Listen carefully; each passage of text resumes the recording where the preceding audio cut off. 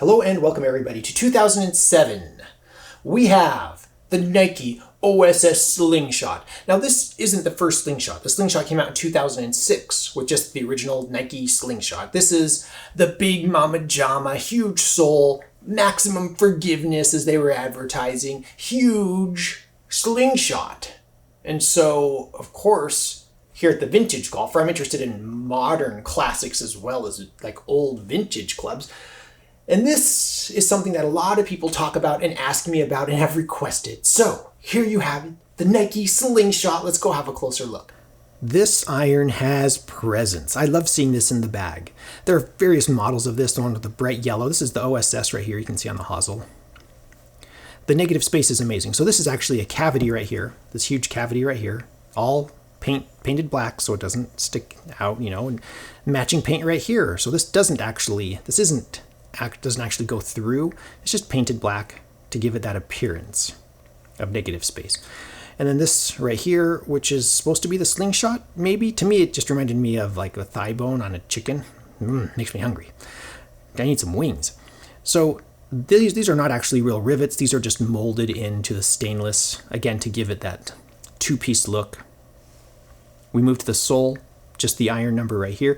This sole has some surface area on it, and there's a step, so kind of steps like this, which is interesting. The leading edge, there's a little bit of forgiveness on that as well. You can see the offset while we're looking at the sole.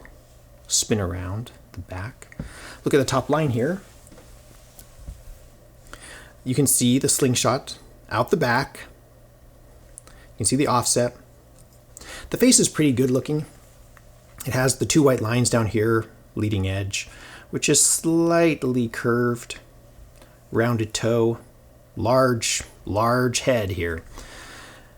Spin around here one more time, make sure we didn't miss anything. And then we get to the ferrule, which is a black silver ferrule. The steps here are really interesting. They're really smooth. It's not like a harsh, sudden step. They're very smooth steps. And apparently they're called speed step. Slingshot, true temper. Pretty interesting. You can see here, I believe that's a stiff flex. The Nike swoosh, this is the bottom of the club. So the part that you would be looking at would say Slingshot right here.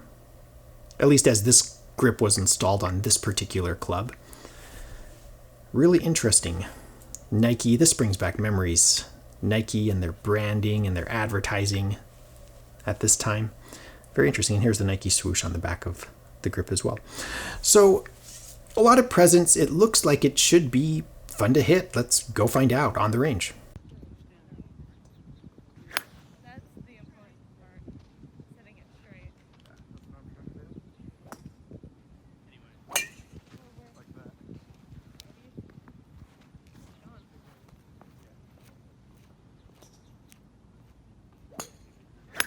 That'll still be fine though.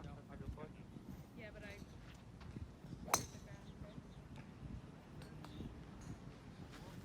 Gotta get you working the iron a little. How many balls did you get? Yeah. No, I agree. I keep trying to earn power.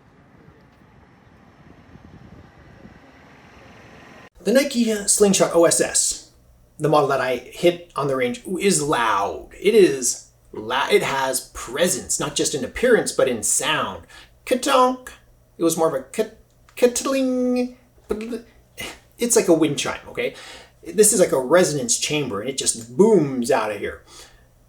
Now, that said, functionally, this iron is something I could totally game. I could totally put this in my bag and play it and be happy with it. It has presence, it's cool, it's Nike swoosh, they no longer make clubs, which makes it even more like it has this kind of scarcity now to it, which makes it interesting. Is this a modern classic? Has this changed anything? I'm struggling to see that from a technology standpoint. From an appetite standpoint of consumers, I think it did change things. I think it helped golf evolve to kind of break the mold. Does that make sense? Not all golf clubs need to look the same. They don't all have to sound the same. Why don't we embrace these different sounds? Which some people love. Some people love this club. For me, if I were to put together a late 2000s set, would I build a set of Nike Slingshots? I think I would. At the making of this video, everything's subject to change. I think I would, because this is a throwback to me and what was being advertised, we were being barraged with on golf TV, you know what I mean? So I would love a Nike set. No, again, in the making of this video, 2020, Nike currently doesn't make golf clubs. So, yeah, yes, there is some magic here. I'm excited about this series, the Nike Slingshot series. Let me know your thoughts in the comments below.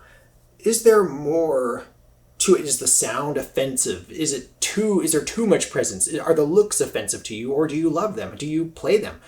I can see both sides, really. So let me know your thoughts in the comments below. If you want to support the channel, you can subscribe, hit that bell icon. You can visit my Amazon shop in the links in the description below. I am an Amazon associate. I make proceeds from qualifying purchases. Thank you so much for watching. I am the Vintage Golfer.